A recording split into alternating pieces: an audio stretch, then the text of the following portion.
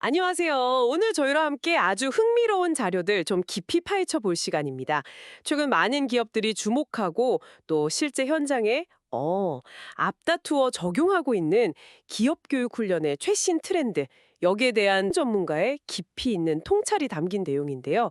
오늘 저희의 미션은 이 트렌드들이 그냥 스쳐가는 유행인지 아니면 업무 환경의 근본적인 변화를 반영하는 건지 그 본질을 좀 파악하고요. 이게 당신의 커리어 성장이나 또 속한 조직에 어떤 의미가 있는지 명확하게 이해하는 겁니다. 바쁜 일상 속에서도 핵심만 빠르게 하지만 깊이 있게 알고 싶은 당신을 위한 맞춤 분석이 될 겁니다. 자, 그럼 본격적으로 탐구를 시작해 볼까요? 네, 오늘 다룰 내용들은요.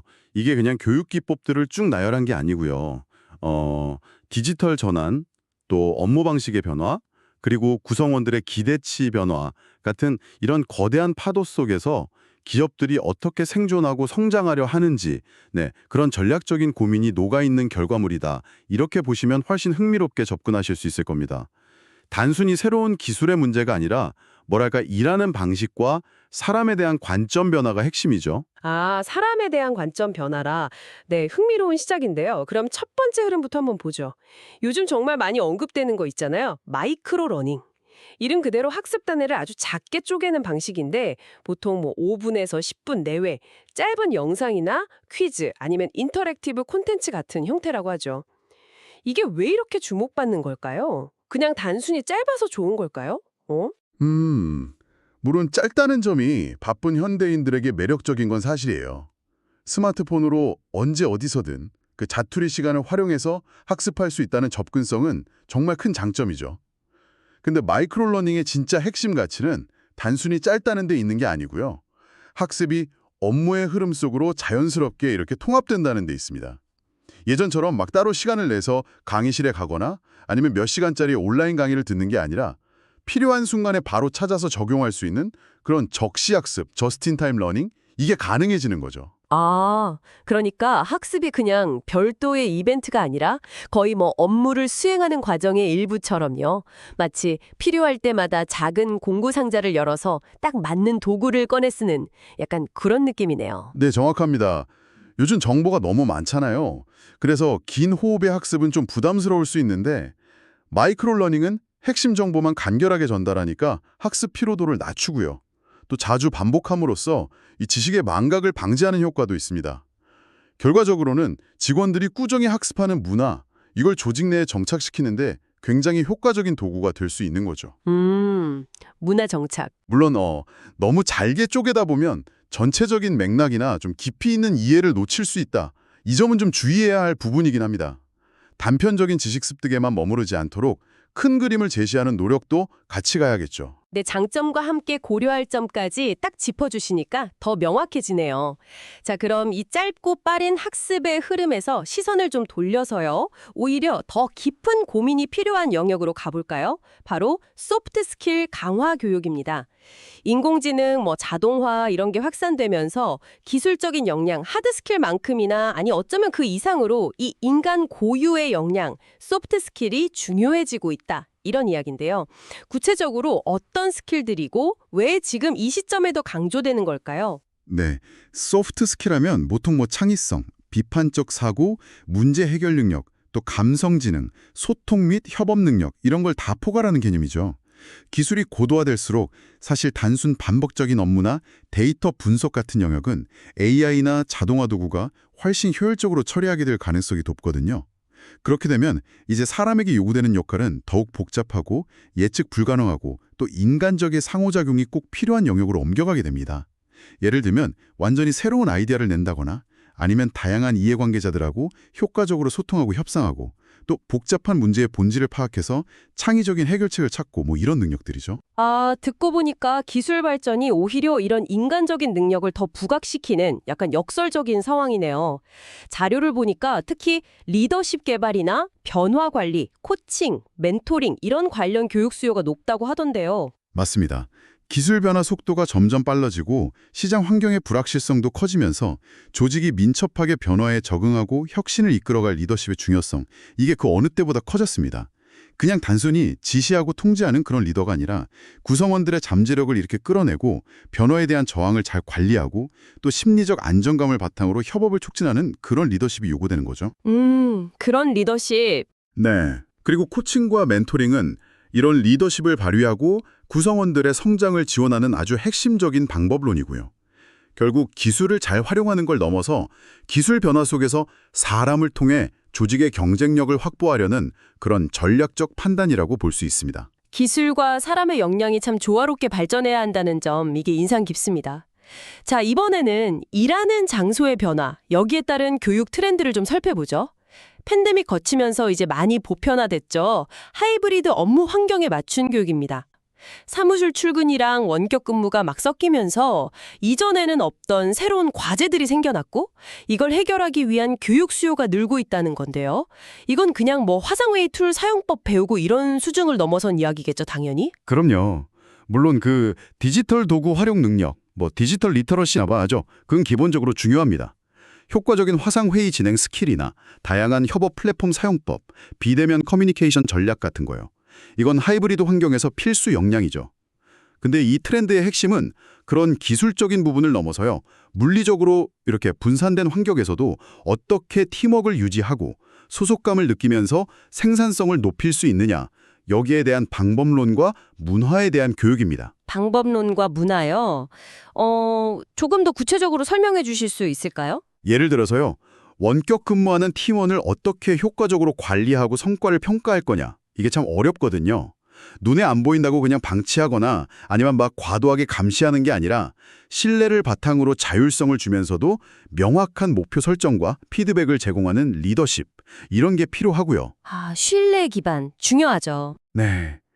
또 사무실 근무자랑 원격 근무자 간의 정보 격차나 혹시 모를 소외감 문제, 이걸 어떻게 해소할 건지, 비동기적 협업, 그러니까 각자 다른 시간에 일하면서 협업하는 거요. 이걸 어떻게 효율적으로 할 건지 등등 정말 일하는 방식과 조직 문화 전반에 걸친 고민과 교육이 필요한 거죠. 단순히 도구를 배우는 게 아니라 하이브리드 환경에 맞는 새로운 일머리를 익히는 과정이라고 할 수 있습니다. 확실히 단순한 스킬 교육이 아니군요. 진짜 많은 분들이 하이브리드 근무하면서 겪는 어려움들, 이걸 해결하기 위한 좀 근본적인 접근이라는 생각이 듭니다. 자, 이렇게 학습 방식, 마이크로 러닝, 학습 내용, 소프트 스킬, 또 학습 환경, 하이브리드의 변화를 살펴봤는데요. 잠시 숨을 고르면서 보면 결국 교육이 점점 더 개인화되고 상황에 맞춰 유연해지고 또 인간적인 요소에 집중하는 방향으로 나아가고 있다. 이런 느낌이 드네요. 네, 정확한 지적이십니다. 이어지는 트렌드들을 보면 그런 경향이 훨씬 더 뚜렷하게 나타납니다. 네 번째 트렌드가 바로 그런 맥락에서 이해할 수 있는 학습 경험 플랫폼, LXP, 러닝 익스페리언스 플랫폼의 부상입니다. LXP, 기존의 학습 관리 시스템 LMS하고는 어떻게 다른 건가요? 네. LXP는 기존 LMS가 주로 이제 기업 주도로 교육 과정을 관리하고 배포하는 데 중점을 뒀다면요. LXP는 철저히 학습자 중심으로 설계되었다는 점, 이게 가장 큰 차이입니다. 마치 유튜브나 넷플릭스처럼요. 직원들이 방대한 학습 콘텐츠 풀 안에서 자기한테 필요한 내용을 직접 검색하고 추천받고 또 자신만의 학습 경로를 설계하고 관리할 수 있도록 지원하는 플랫폼이죠. 아하. 수동적인 학습 수강생에서 능동적인 학습 주체로의 전환을 가능하게 하는 겁니다. 능동적인 주체요. 네. 여기서 또 흥미로운 점은 LXP가 단순히 컨텐츠를 그냥 모아놓은 도서관 역할에 그치지 않는다는 거예요. 인공지능, AI 있잖아요. 즉 컴퓨터가 스스로 학습하고 패턴을 찾아내는 기술인데 이걸 활용해서 개인의 직무나 관심사, 학습 이력 같은 걸 분석해서 최적의 컨텐츠를 딱 맞춤형으로 추천해 줍니다. 오, 맞춤형 추천까지? 그렇죠. 또 동료들이 뭘 배우고 있는지 보거나 학습 내용을 공유하고 토론하는 사회적 학습, 소셜 러닝 기능, 이런 걸 통해서 함께 배우는 즐거움과 동기를 부여하기도 하죠. 학습 자체를 좀 더 즐겁고 몰입감 있는 경험으로 만들어낸 시도라고 볼 수 있습니다. 정말 학습 플랫폼이 아니라 경험 플랫폼이라는 이름이 딱 맞네요. 근데 이렇게 선택지가 너무 많아지면 오히려 뭘 배워야 할지 몰라서 혼란스러울 수도 있지 않을까요?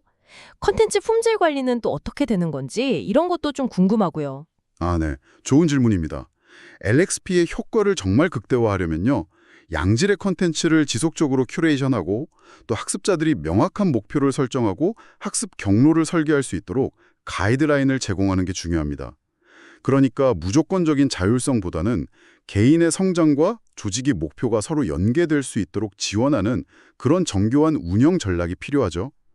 기술 플랫폼 도입만큼이나 중요한 게 바로 이 운영의 묘를 살리는 겁니다. 기술과 운영의 조화가 핵심이군요. 알겠습니다. 제 다음 트렌드는 정말 미래적인 느낌이 확 풍깁니다. VR, 가상현실이죠. 그리고 AR, 증강현실. 이런 기술을 활용한 몰입형 학습, 이머시브 러닝인데요. 단순히 보고 듣는 걸 넘어서 실제와 같은 가상 환경에서 직접 체험하면서 배우는 방식이죠.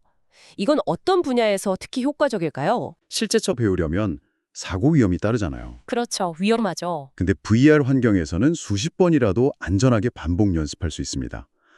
또 항공기 조종이나 외과 수술처럼 실제 훈련 비용이 매우 비싸거나 환경 구축 자체가 어려운 분야에서도 아주 효과적이죠.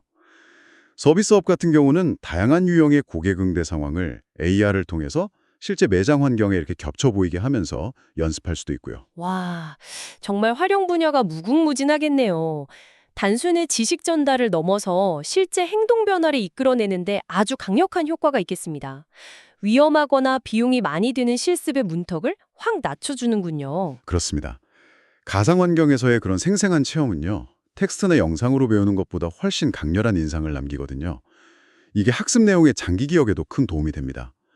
물론 아직은 VR, AR 컨텐츠 개발 비용이나 장비 보급 같은 현실적인 장벽이 좀 있긴 하지만요.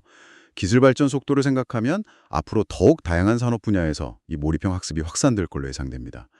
옛말에 백문이 불여일견이라고 하잖아요. 이걸 넘어서 백견이 불여일행, 즉 100번 보는 것보다 한 번 해보는 게 낫다. 이걸 가능하게 하는 기술인 셈이죠. 백견이 불여일행이라. 아, 정말 와닿는 비유입니다. 자, 이제 마지막 6번째 트렌드로 넘어가 보겠습니다. 앞서 다룬 기술 중심적인 트렌드들과는 조금 결이 다를 수도 있지만 어쩌면 가장 근본적이고 중요할 수 있는 영역인데요. 바로 직원의 웰빙, 그리고 심리적 안전에 대한 관심과 교육입니다. 이게 왜 기업 교육의 중요한 트렌드로 떠올랐을까요? 단순히 복지 차원을 넘어선 의미가 있는 거겠죠? 네, 맞습니다. 예전에는 사실 웰빙이나 심리적 안정 같은 주제가 좀 개인적인 문제거나 아니면 조직 문화의 부수적인 요소 정도로 여겨지는 경향이 있었어요. 하지만 최근에는 이것이 조직의 핵심 경쟁력과 직결된다는 인식이 아주 널리 퍼지고 있습니다. 스트레스나 번아웃으로 지친 직원은 당연히 업무 몰입도나 생산성이 떨어질 수밖에 없잖아요. 그렇죠. 당연하죠. 네.